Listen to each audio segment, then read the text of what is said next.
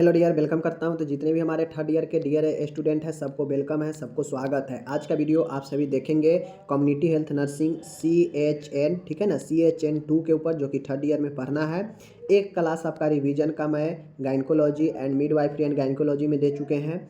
यह पहला class revision का कम्युनिटी हेल्थ नर्सिंग का है, ठीक है। तो सभी स्टेट के लिए है। बहुत अच्छा प्रश्न, 2 प्रश्न आज हम कराएंगे, बहुत बढ़िया है। आप लोग इसको समझने का प्रयास कीजिएगा। PDF जो आपको मिलेगा उसमें आपको जो है PDF दे देंगे डिस्क्रिप्शन में, जहां से आप लोग डाउनलोड कर लीजिएगा, ठीक है। चलिए शुरू करते हैं। देखिए, एग्जाम में आपसे क्या पूछेगा कि एक क्वेश्चन लॉन्ग में पूछेगा 15 नंबर या कभी कभी 10 नंबर में, ठीक है। 10 या 15 नंबर में लॉन्ग क्वेश्चन आएगा। तो आपके पूछे जाएंगे कि सामुदायिक स्वास्थ्य केंद्र से आप क्या समझते हैं। मीन्स सामुदायिक स्वास्थ्य केंद्र से आप क्या समझते हो, ठीक है। पहला तो ये पूछेगा कि CHC कम्युनिटी हेल्थ सेंटर से आप क्या समझते हैं, पहला। दूसरा ये होगा कि सामुदायिक स्वास्थ्य केंद्र के स्टाफ पैटर्न को समझाए। मीन्स जो सामुदायिक स्वास्थ्य केंद्र है इसके जो स्टाफिंग जो पैटर्न है, इस पैटर्न को समझाना है, ठीक है। पैटर्न को क्या करना है, समझाना है। ओके। सामुदायिक स्वास्थ्य केंद्र के विभिन्न कार्यों का विवरण दीजिए। तो आपसे 3 क्वेश्चन पूछेगा। पहला तो ये कि आप क्या समझते हैं, दूसरा ये कि स्टाफ पैटर्न को बताइए CHC का, और तीसरा ये कि इसके विभिन्न कार्यों को बताइए। तो ये क्वेश्चन आपसे लॉन्ग में पूछेगा, ठीक है। तो चलिए हम लोग जो है यहाँ पे अच्छे से डिस्क्राइब करते हैं। ओके, चलिए। तो सबसे पहले आपको सामुदायिक स्वास्थ्य केंद्र के बारे में बताना होगा, CHC के बारे में, कम्युनिटी हेल्थ सेंटर के बारे में। तो ध्यान देकर देखिए, सामुदायिक स्वास्थ्य केंद्र ग्रामीण स्वास्थ्य सेवा के अंतर्गत सेवाएं उपलब्ध कराती है। मीन्स ये जो आपका CHC होता है यह कोई शहरी लेवल पर नहीं होता है। अब मान गए कोई शहर के व्यक्ति वह गांव के तरफ इलाज कराने आएगा, नहीं आएगा। तो ये जो सामुदायिक स्वास्थ्य केंद्र होता है ये ब्लॉक लेवल पर होता है। ये ब्लॉक में प्रखंड में स्थित होता है। अब जो प्रखंड में होता है वो तो गांव के लोग ही पहुंचते हैं ना। तो यह इसीलिए यह केंद्र जो है ग्रामीण स्वास्थ्य सेवा के अंतर्गत सेवा उपलब्ध कराता है, मीन्स सर्विस देता है, ठीक है। यह मैदान क्षेत्र में 1,20,000 जबकि आदिवासी और पर्वतीय क्षेत्र में 80,000 की जनसंख्या को कवर करता है। मीन्स एक जो आपका CHC होता है, एक CHC जो है यह 80 से लेकर 1,20,000 के जनसंख्या को कवर करता है। कहाँ पे 80,000, तो पर्वतीय और आदिवासी क्षेत्र में 80,000, और 1,20,000 के जनसंख्या कहाँ, तो मैदानी क्षेत्र में। इतना के जनसंख्या को यह क्या करता है, कवर करता है, ठीक है। प्रत्येक सामुदायिक विकास खंड में सामुदायिक स्वास्थ्य केंद्र की स्थापना की जाए। अभी मैंने बताया कि विकास खंड का मतलब वही होता है ब्लॉक डेवलपमेंट ऑफिसर जो होते हैं, BDO, उन्हीं के अंतर्गत जो है यह विकास खंड होता है, जिसके अंतर्गत जो है सामुदायिक केंद्र की स्थापना प्रखंड में की जाती है, ठीक है। ये बेसिक चीज़ समझ गए। सामुदायिक स्वास्थ्य केंद्र पर एक सर्जन होते हैं, एक फिजिशियन होते हैं, एक स्त्री रोग विशेषज्ञ होती है, और एक बाल रोग विशेषज्ञ होते हैं। कुल मिला के 4 जो है डॉक्टर होते हैं, ठीक है। क्या होते हैं, सामुदायिक स्वास्थ्य केंद्र पर एक जनरल सर्जरी के डॉक्टर होते हैं, सर्जन होते हैं, एक फिजिशियन मेडिसिन के होते हैं, एक स्त्री रोग होते हैं, और एक बाल रोग यानी चाइल्ड हेल्थ के विशेषज्ञ होते हैं, ठीक है। 4 डॉक्टर होते हैं। प्रत्येक सामुदायिक स्वास्थ्य केंद्र पर 30 बिस्तर होते हैं। स्वास्थ्य केंद्र में कितने बिस्तर, 30 बिस्तर होते हैं, ठीक है। 30 बिस्तर है। एक एक्सरे कक्ष, मतलब एक एक्सरे रूम होता है, एक प्रस्तुति कक्ष जहाँ पे डिलीवरी करवाया जाता है, और एक ऑपरेशन थिएटर, और एक जो है आपके लैब होते हैं जहाँ पे जो है सुविधाएं होती है। यह 4 प्राथमिक केंद्रों के लिए एक रेफरल केंद्र का काम करता है। मीन्स एक जो आपके CHC होते हैं इसके अंतर्गत 4 जो है PHC आपके आते हैं, रेफरल का काम करता है 4 PHC का, ठीक है। तो CHC के बारे में आप लोग समझ गए। आगे चलिए। अब यहाँ पे आपसे पूछेगा कि विभिन्न स्टाफ पैटर्न को समझाए। तो स्टाफ पैटर्न में तो 4 चिकित्सक यानी 4 डॉक्टर्स जो होते हैं वो तो समझ गए कि एक स्त्री रोग, एक सर्जरी, एक मेडिसिन, और एक चाइल्ड के प्रत्येक एक के 4 डॉक्टर होंगे, ठीक है। और उसके बाद नर्स में कुल 7 जो है नर्स होती है। जैसे नर्स मिडवाइफ के कम्युनिटी हेल्थ नर्स होती है, एक नर्स द्वितीय होती है, और एक ग्रेड नर्स 1 होती है। कुल मिला के 7 जो है यहाँ पे नर्स होती है, ठीक है। 7 4 11 हुआ। ड्रेसर की बात करेगा तो एक ड्रेसर यहाँ पे होते हैं, ठीक है, ड्रेसर। ओके, एक फार्मासिस्ट या उसी को कंपाउंडर बोलते हैं, वह संख्या में एक होता है, ठीक है। प्रयोगशाला सहायक जो होते हैं, लैब असिस्टेंट, वह भी एक होता है। रेडियोग्राफर जो एक्सरे वगैरह करता है वह भी एक होता है। वार्ड बॉय जो कि ये भी जो है संख्या में आपके एक होते हैं। सफाई कर्मचारी आपके यहाँ पे ज़्यादा होता है, क्योंकि सर सफाई कर्मचारी का देख रेख जो है तीनों शिफ्ट में साफ का काम कम ज़्यादा होता है। धोबी जो लॉन्ड्री का काम करता है वो एक होता है। माली जो देख रेख करता है बगीचों का, पेड़ पौधे का, वह एक होता है। और चौकीदार वह भी एक होता है संख्या में।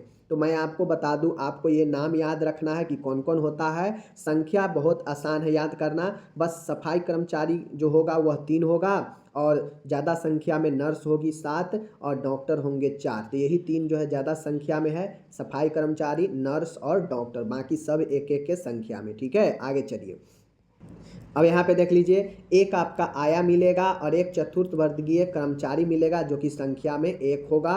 कुल मिला के यहाँ पे 25 जो है आपके होते हैं, ठीक है। तो कुल यहाँ पे जो है 25 होता है। बात किया जाए ऐसे इसको ऐड कीजिएगा तो 24 होगा, लेकिन एक जो होता है ना, वह वाहन अगर है तो वाहन के लिए ड्राइवर तथा मांगलिक कार्य हेतु लिपिक रखा जाता है ज़रूरत के हिसाब से। तो कुल मिला के 25 जो है आपका बन जाएगा, ठीक है। तो ये आपका हो गया स्टाफ पैटर्न। याद करना बड़ी आसान है, मात्र 3 ही ऐसा पोस्ट है जो ज़्यादा संख्या में है। डॉक्टर कितने हैं? 4 है। नर्स कितने हैं? 7 है। और सफाई कर्मचारी कितने हैं? सफाई कर्मचारी जो है आपके 3 है, ठीक है। बाकी सब एक एक के संख्या में है। तो एक एक बाकी सब अगर पोस्ट याद है तो नंबर लिखना आसान है कि कौन कितना होता है। और बाकी एक जो है ज़रूरत के हिसाब से, अगर ड्राइवर है तो एक ड्राइवर, और या फिर मंगलिक कार्य करवाना है तो उसके लिए लिपिक एक रखा जाता है अलग से, तो वो 25 हो जाता है कुल मिला के, ठीक है। समझ गए। अब आता है CHC का जो है कितने जो है कौन कौन से कार्य होते हैं। CHC का कम्युनिटी हेल्थ मतलब सामुदायिक स्वास्थ्य केंद्र का क्या क्या जो है यहाँ पे काम होता है, ठीक है, काम है। तो चलिए काम को देखिए। काम के लिए यहाँ पे आप लोग देख लीजिए, मैं बता देता हूँ। काम के लिए सबसे आगे आपसे पूछेगा CHC कम्युनिटी हेल्थ सेंटर। काम अगर आपसे पूछेगा तो यहाँ पे विशेषज्ञ सेवाएं जैसे मेडिसिन, सर्जरी, स्त्री रोग और शिशु रोग प्रदान करना। यहाँ पे अगर किसी को मेडिसिन दिखाना है, फिजिशियन होते हैं। सर्जन का काम है तो सर्जरी रहता है वहाँ पे। स्त्री रोग से स्त्री रोग है तो स्त्री रोग डॉक्टर से दिखाइए। बच्चे को दिखाना है तो शिशु रोग से दिखाइए। मतलब यहाँ पे विशेषज्ञ जो है होते हैं, ठीक है। यहाँ पे सभी प्रकार के थ्योरेपेटिक और रोग निवारक चिकित्साएं सेवा प्रदान किया जाता है। मीन्स यहाँ पे सभी प्रकार के आपको उपचारात्मक और रोग निवारण के चिकित्सीय सेवा उपलब्ध कराया जाता है, ठीक है। जबकि सब सेंटर पर, PHC पर सभी प्रकार के उपलब्ध नहीं होता है, समझ रहे हैं। प्राथमिक स्वास्थ्य केंद्र के लिए परामर्श सुविधा उपलब्ध कराना। चूँकि CHC है तो PHC से ऊपर होता है, तो यह PHC के जो है परामर्श देने का भी काम करता है। प्राथमिक स्वास्थ्य केंद्र के कार्यों को निगरानी व निरीक्षण करना। अब CHC PHC से ऊपर है तो यह PHC के कार्यों को ऑब्जर्वेशन करेगा, सुपरविजन भी करेगा, ठीक है। सभी राष्ट्रीय स्वास्थ्य कार्यक्रमों का क्रियान्वयन एवं सक्रिय सहभागिता होना। CHC क्या करता है? देखिए, जितने भी हेल्थ आपके हेल्थ सिस्टम है, जितने भी हेल्थ संस्था है, स्वास्थ्य संस्था है, चाहे PHC हो, CHC हो, मेडिकल कॉलेज हो, यह सब जो है अपने स्तर पर जो है क्या करता है, कार्यक्रमों का क्रियान्वयन जो है समय समय पर करते रहता है। तो इसका भी काम है। शिशु स्वास्थ्य तथा परिवार नियोजन की सेवाएं प्रदान करना। CHC का ये भी काम है कि यह शिशु का भी स्वास्थ्य और परिवार नियोजन का भी सेवा जो है प्रदान करता है, ठीक है। रोगियों को स्वास्थ्य सेवा उपलब्ध नहीं होने पर जिला अस्पताल या फिर टीचिंग अस्पताल के लिए रेफर करना। CHC जो होता है, देखिए PHC जो है किसको रेफर करेगा? CHC को, ठीक है, CHC को PHC जो है रेफर करेगा CHC में। अगर CHC से नहीं होगा तो जो है यह कहाँ रेफर करेगा? सदर अस्पताल या फिर मेडिकल कॉलेज, ठीक है। तो ये चीज़ को जो है आप लोग समझ जाइए। तो यही जो है CHC का काम है, बता दिए, ठीक है। आगे चलिए, आगे क्वेश्चन में देखते हैं। आगे एक और अच्छा प्रश्न है, बहुत अच्छा प्रश्न है कि सुपरविजन क्या होता है। सुपरविजन के बारे में समझाना है। देखिए, सुपरविजन का मतलब होता है यह जो है निरीक्षण करना, ठीक है, निरीक्षण करना। तो सुपरविजन को परिभाषित करना है।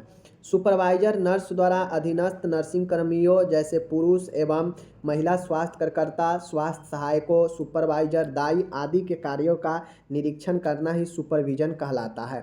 सुपरविजन एक प्रकार का शिक्षण है जिसमें अपने अधीनस्थ के मतलब होता है अपने अंदर जो काम कर रहे कर्मी हैं उसको सलाह देना, मदद करना, प्रेरित करना, नेतृत्व करना शामिल है। ठीक है, तो सुपरविजन क्या होता है, तो जो नर्स सुपरवाइजर होती है, जैसे देखते होइएगा नर्स में भी जो है एक जैसे मेडिकल कॉलेज वगैरह जाइएगा तो वहाँ पे सभी नर्स के जो है एक मेन होती है जिसे हम लोग सिस्टर कहते हैं, या फिर सबके एक मेन जो है मेट्रॉन होती है। ठीक है, तो उसको जो है वह मेन होती है, एक प्रकार से सुपरवाइजर होती है सभी नर्स के। ठीक है, अब वो जो अगर मेट्रॉन है, मेडिकल कॉलेज वगैरह में मेट्रॉन होती है, तो वो जो आप लोग देखिएगा उस नर्स के अंदर में जो है जितने भी उस संस्थान में जितने भी नर्स है, चाहे वो पुरुष हो, चाहे महिला हो, चाहे स्वास्थ्य कार्यकर्ता हो, चाहे स्वास्थ्य सहायक हो, या फिर अन्य सुपरवाइजर हो, सफाई कर्मी के दाई हो, इन सबको जो है वह क्या कर देगी, हैंडल करेगी, सबको जो है सभी के कामों को निरीक्षण करेगी, सुपरविजन करेगी,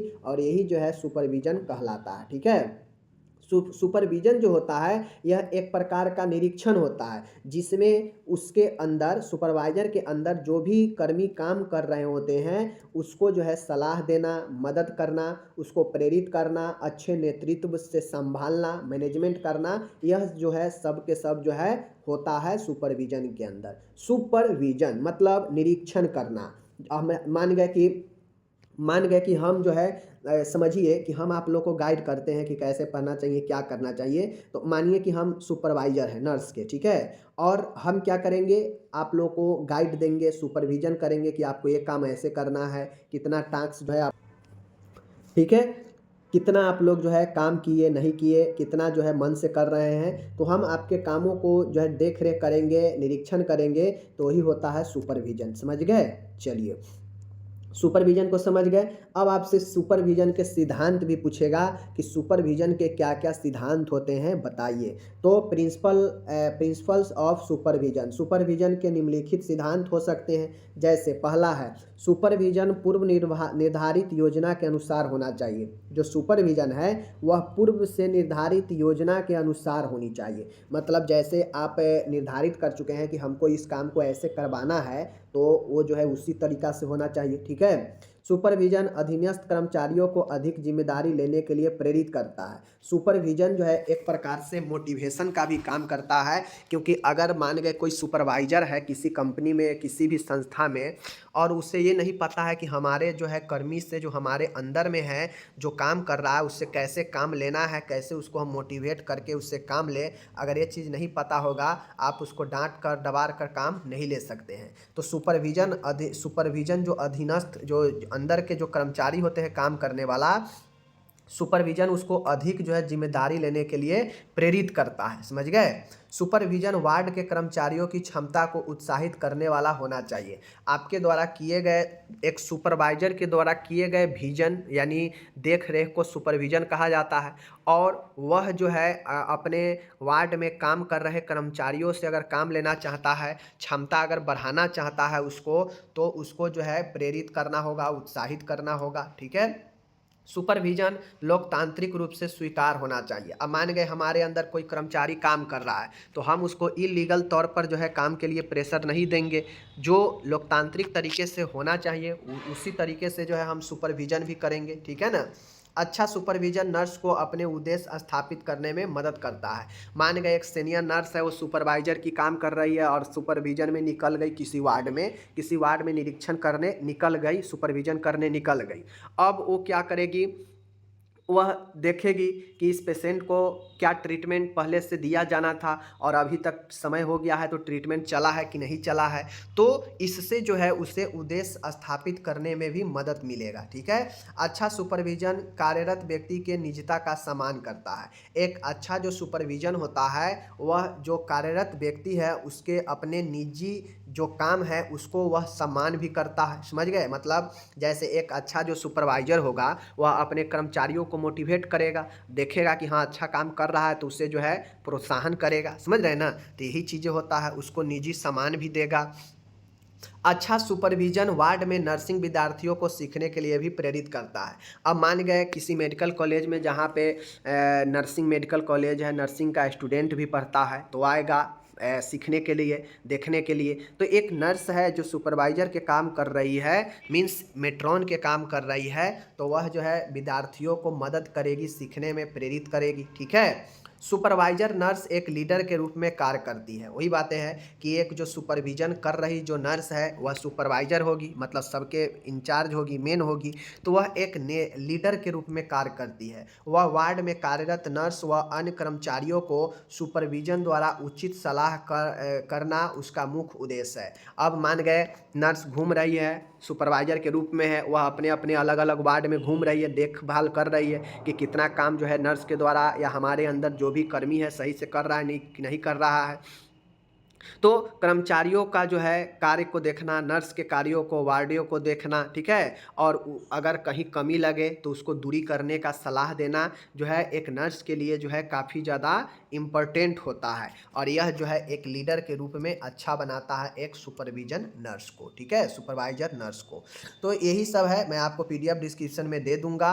ये सब आप खुद समझिए कि आप किसी कंपनी के नर्स बनिएगा, सॉरी आप किसी कंपनी में सुपरवाइजर बनिएगा तो आपके अंदर 10-15 लेबर होंगे, काम करने वाले कर्मचारी होंगे, तो आप उससे कैसे काम करवाएंगे कि आपके लिए भी उसके कर्मचारी के लिए भी, कंपनी के लिए भी, समझ गए, सभी तरह से अच्छा होगा। कैसे आप उससे जो है काम लेंगे, क्या क्या जो है आपके सुपरविजन के प्रिंसिपल होना चाहिए, अच्छे बात होना चाहिए जो आप जो है अपने एज ए सुपरवाइजर अपने विजन में, मतलब अपने सुपरविजन में करेंगे, देखेंगे और करवाएंगे जिससे सबको बेनिफिट हो। समझ गए ना। तो ये चीज़ों को एज ए नर्स भी आपको ध्यान में रखना पड़ेगा। ठीक है, चलिए आगे चलते हैं। इसी में एक अगला प्रश्न है। अगला प्रश्न क्या है कि एक सामुदायिक वार्ड को यानी एक कम्युनिटी वार्ड मैनेजमेंट को अच्छी तरह से मैनेज करने के लिए कौन कौन से तथ्य यानी कौन कौन से फैक्ट जो है होनी चाहिए, लिखिए। मतलब एक सामुदायिक वार्ड को अच्छे से मैनेज प्रबंध करने के लिए कौन कौन से फैक्ट होना चाहिए उसको जो है लिखना है। ठीक है, चलिए। पहला है रोगी देखभाल पेशेंट केयर। क्या है? पहला है रोगी देखभाल पेशेंट केयर। मतलब सबसे पहले एक अच्छे वार्ड मैनेज करने का जो तथ्य होना चाहिए जिससे ये पता चले कि हाँ हम अपने वार्ड में जो काम कर रहे हैं, मतलब समझिए अस्पताल है, अस्पताल में अनेकों वार्ड रहता है, अर्थो वार्ड है, ठीक है, सर्जरी वार्ड है, प्रेगनेंसी वार्ड है, डिलीवरी वार्ड है, ठीक है, चाइल्ड वार्ड है, साइकेट्रिक वार्ड है, अलग अलग तमाम वार्ड होता है जिसमें अलग अलग पेशेंट जो है होते हैं उसी का। तो आप उस वार्ड को कैसे मैनेज करेंगे इस तथ्य को लिखना है। तो पहला है रोगी देखभाल। वार्ड में रोगी की सुरक्षा, आराम के साधन व मिलने वाला नर्सिंग केयर सामुदायिक वार्ड का पहला मुख्य उद्देश्य होता है। पहला सामुदायिक वार्ड के अच्छी तरह से मैनेज करने का, वार्ड के मैनेज करने का पहला तथ्य यही है कि आप रोगी के देखभाल कैसे कर रहे हैं। ठीक है, रोगी के देखभाल में वार्ड की सुरक्षा होनी चाहिए, आराम के साधन होने चाहिए, वह मिलने वाला जो नर्सिंग केयर है जो एक नर्स के द्वारा दिया जा रहा है, यह सब जो है सामुदायिक वार्ड का पहला मुख्य उद्देश्य होता है जिसे आप अच्छे से मैनेज कर सकते हैं। क्योंकि वार्ड बना है पेशेंट के लिए ही, एक नर्स है तो पेशेंट के लिए ही ना है, एक डॉक्टर है तो पेशेंट के लिए ही है, एक स्वास्थ्य कर्मचारी जो भी है चाहे नॉन मेडिकल हो चाहे मेडिकल हो, सब कहीं ना कहीं मरीज के आसपास ही चारों तरफ ही घूम रहा है। मरीज के लिए ही तो सरकार जो है सभी व्यवस्था करती है ना। तो उसके लिए सबसे पहला रोगी का देखभाल है। रोगी के देखभाल में आपको उसके वार्ड की सुरक्षा, उसके लिए आराम का साधन और नर्सिंग केयर जो दिया जाता है वह पहला मुख्य उद्देश्य होता है सामुदायिक वार्ड का। ठीक है, आगे है कर्मचारी प्रबंध, पर्सनल मैनेजमेंट। ठीक है, पर्सनल मैनेजमेंट का मतलब है कि वार्ड मैनेजर अपने अधीनस्थ, मतलब जो वार्ड मैनेजर होते हैं वह जिसको इंचार्ज बना दिया जाता है, बड़े बड़े अस्पताल में जाइएगा तो हर एक वार्ड का एक एक इंचार्ज होता है। ठीक है, तो उसी को हम लोग मैनेजर के तौर पर समझिए। तो वार्ड मैनेजर अपने अधीनस्थ कर्मचारियों को इस प्रकार प्रबंधित करती है कि वार्ड में मिलने वाले नर्सिंग केयर व अन्य कार्यों को सुचारू रूप से किया जा सके। कर्मचारी प्रबंध कहने का मतलब है कि अब अलग अलग विभाग का अलग अलग वार्ड होता है, ठीक है। अब उस वार्ड में ऐसा तो नहीं है कि जो सुपर नर्स की सुपरवाइजर है वही सभी जगह हमेशा जाकर देखती रहेगी, हमेशा 24 घंटा उपलब्ध रहेगी, तो ऐसा तो होगा नहीं। तो इसके लिए जो सुपरवाइजर होती है या होते हैं वह अपने हिसाब से सभी वार्ड में एक एक जो है इंचार्ज या उसी का मैनेजर कहिए बना देती है नर्स को। और उस वार्ड में देख रेख के लिए मान गए अगर 4 नर्स है, ठीक है, 2 वार्ड बॉय है, एक आपके कर्मचारी है सुरक्षा कर्मचारी, तो यह 5 6 यानी 7 कर्मचारी को जो है ऊपर एक इंचार्ज जो रहेगी उस वार्ड में वह मैनेजमेंट करेगी अच्छे तरह से नर्सिंग देखभाल केयर प्रदान करने में, ठीक है। तो कर्मचारियों का प्रबंध होता है अच्छा वार्ड बनाने के लिए। वार्ड का सैनिटेशन, वार्ड में उचित प्रकार के सैनिटेशन बना रहना चाहिए ताकि किसी भी प्रकार का संक्रमण न फैल सके व उपचार करा रहे सभी रोगियों को अच्छा उपचारात्मक जो है वातावरण प्राप्त हो। अब होता यह है कि वार्ड सैनिटाइजेशन का मतलब है कि सैनिटाइजेशन का मतलब क्या होता है कि गंदगी को मुक्त करना, साफ सफाई को ध्यान में रखना। तो वार्ड सैनिटाइजेशन का मतलब है कि जहाँ पे मरीज भर्ती है, अगर समझिए वहाँ पे गंदगी भरा सब चीज़ रहेगा तो मरीज जल्दी ठीक होगा, उसको और दूसरा बीमारी फैल जाएगा। तो वार्ड सैनिटाइजेशन में कम्युनिटी वार्ड जो है वहाँ पे मरीज के लिए वार्ड का सैनिटाइजेशन इस प्रकार होना चाहिए कि संक्रमण न फैल सके, उपचार करा रहे रोगियों को अच्छा उपचार मिले, ऐसा वातावरण तैयार करना चाहिए वार्ड सैनिटाइजेशन करके, ठीक है। तो तीसरा हो गया। आगे है कम्युनिटी वार्ड को मैनेज करने के लिए अच्छे तरह से, पहला है आपूर्ति व उपकरण, सप्लाई एंड इक्विपमेंट। अब देखते होइएगा हर एक वार्ड में जो है हर एक वार्ड में बीपी मशीन होता है, समझ गए, हर एक वार्ड में अलग अलग मशीन होते हैं, सब चीज़ होता है, सब चीज़ दिया जाता है हर एक वार्ड में, ठीक है।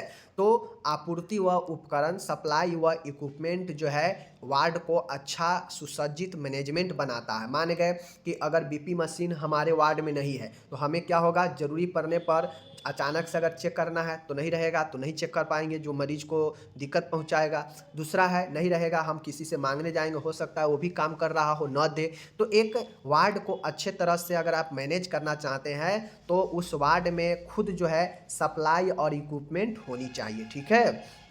वार्ड मैनेजर को वार्ड में उपयोग होने वाले सभी सामग्रियों व उपकरण का पता होना चाहिए, ठीक है। सबसे पहले वार्ड में जो इंचार्ज है उस इंचार्ज को अपने वार्ड के बारे में संपूर्ण जानकारी होनी चाहिए। वार्ड में उपयोग होने वाले सभी सामग्री, सभी उपकरण के पता होना चाहिए कि उसके पास कितना आपूर्ति जो है और कितना जो है समाप्त होने वाली है। समाप्त होने से पहले जो है इसके लिए वार्ड मैनेजर को जो है एक स्टॉक रजिस्टर होता है जिसे इंडेंट कहते हैं, उसको पूर्ण करना चाहिए और कम होने पर सामग्री को तुरंत जो है आदेश देना चाहिए लाने के लिए।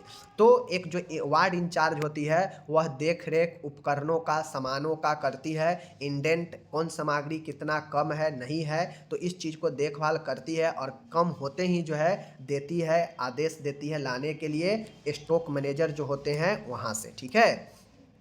स्टॉक मैनेजर यानी अस्पताल में एक स्टॉक बना होता है जहाँ से सभी वार्डों में जो है सामान की सप्लाई की जाती है। अगर किसी को घटता है तो वो लाता है अपना वार्ड से स्टॉक से, समझ गए ना। नीति व कार्य प्रणाली की जानकारी, interpretation of policies and procedure, मतलब काम करने में जो नियम है उसका जानकारी होना चाहिए। वार्ड इंचार्ज या मैनेजर को अस्पताल अथवा सामुदायिक केंद्र की नीतियों व कार्य प्रणालियों की उचित जानकारी होनी चाहिए व उसी प्रकार वार्ड से संबंधित निर्णय लेनी चाहिए। अब अगर आप किसी प्राइवेट संस्था में काम कर रहे हैं, किसी आप सरकारी अस्पताल में काम कर रहे हैं तो आपको वहाँ का नियम कायदे कानून पता होना चाहिए कि यहाँ कैसे नियम कानून कायदे चलते हैं और उसी के अनुसार जो है आपको निर्णय लेना चाहिए, काम करना चाहिए, तभी जाके आप अपने वार्ड को जो है अच्छे तरीके से मैनेज करके ले चल सकते हैं। तो ये 5 पॉइंट है जिससे आप अच्छे से वार्ड को मैनेज करके रख सकते हैं। एक बार और रिपीट कर देते हैं, ठीक है। अच्छे से सामुदायिक वार्ड को मैनेज करने के लिए पहला पॉइंट रोगी का देखभाल महत्वपूर्ण होता है तो उसके लिए आपको मैनेज करना पड़ेगा। दूसरा है कर्मचारी प्रबंध यानी पर्सनल मैनेजमेंट, यानी जो कर्मचारी होते हैं उनका आपको प्रबंध कैसे करना है, उससे कैसे काम लेना है। तीसरा है जिस वार्ड में है उस वार्ड का साफ सफाई का ध्यान, यानी वार्ड सैनिटाइजेशन। एंड चौथा है उपकरण आपूर्ति का जो है ध्यान देना कि कौन सामान घटा, कौन सामान है, कौन नहीं है, कौन कम हो रहा है, ताकि समय से पहले जो है इंडेंट रजिस्टर होता है उसको पूर्ण करके मंगवाया जाए। और पांचवा है कि जहाँ पे आप जिस संस्था में काम कर रहे हैं वहाँ का नीतियों का नियमों के बारे में, कार्य प्रणाली के बारे में जानकारी होना चाहिए। तो इस प्रकार से मैंने आपको अच्छे से समझा दिया। 2 अच्छा प्रश्न है जो आपको पूछ सकता है, मैंने आपको क्लियर कर दिया। एक क्लियर कर दिया CHC, एक क्लियर कर दिया आपके क्या चीज़, सुपरविजन। तो आपको दोनों को अच्छे से क्लियर कर लेना है। डिस्क्रिप्शन में वीडियो लिंक दे देंगे, वहाँ से डाउनलोड कर लीजिएगा। ओके।